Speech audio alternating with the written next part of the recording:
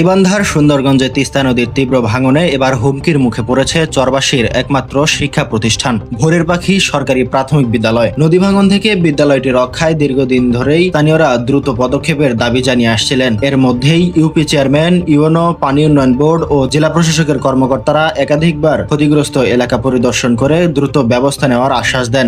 সর্বশেষ গত ৮ আগস্ট পানি উন্নয়ন মন্ত্রণালয়ের প্রতিমন্ত্রী ফাহাদ হোসেন আজাদও ভাঙন কবলিত এলাকা পরিদর্শন করেন। এতে বিদ্যালয়টি রক্ষায় কার্যকর পদক্ষেপের আশা করেছিলেন শিক্ষক, শিক্ষার্থী ও স্থানীয়রা, কিন্তু শেষ পর্যন্ত সেই আশাও পূরণ হয়নি। ভাঙন তীব্র হওয়ার এখন বিদ্যালয়টি রক্ষার পরিবর্তে এর আসবাবপত্র ও প্রয়োজনীয় শিক্ষা উপকরণ নিরাপদ স্থানে সরিয়ে নেওয়া হচ্ছে। শিক্ষক ও স্থানীয়রা মিলে এসব সামগ্রী সরিয়ে নিচ্ছেন। এ ঘটনায় শিক্ষার্থী, শিক্ষক ও অভিভাবকদের মধ্যে দেখা গিয়েছে উদ্বেগ ও ক্ষোভ। স্থানীয়দের অভিযোগ, সময়মতো কার্যকর ব্যবস্থা না নেওয়া হলে হয়তো বিদ্যালয়টি এই পরিণতির মুখে পড়তো না। কাপাসিয়া ইউনিয়ন ছাত্র দলের সভাপতি মোহাম্মদ সোহেল রানা বলেন, একাধিক দপ্তরের কর্মকর্তারা পরিদর্শন করলেও বিদ্যালয়টি রক্ষায় দৃশ্যমান কোনো পদক্ষেপ নেওয়া হয়নি। এখন স্থানীয়দের দাবি, বিদ্যালয়টি অন্যত্র সরিয়ে নেওয়ার পাশাপাশি নদী ভাঙন প্রতিরোধে দ্রুত স্থায়ী ব্যবস্থা নেওয়া হোক। সামিউল ইসলাম, সুন্দরগঞ্জ, গাইবান্ধা।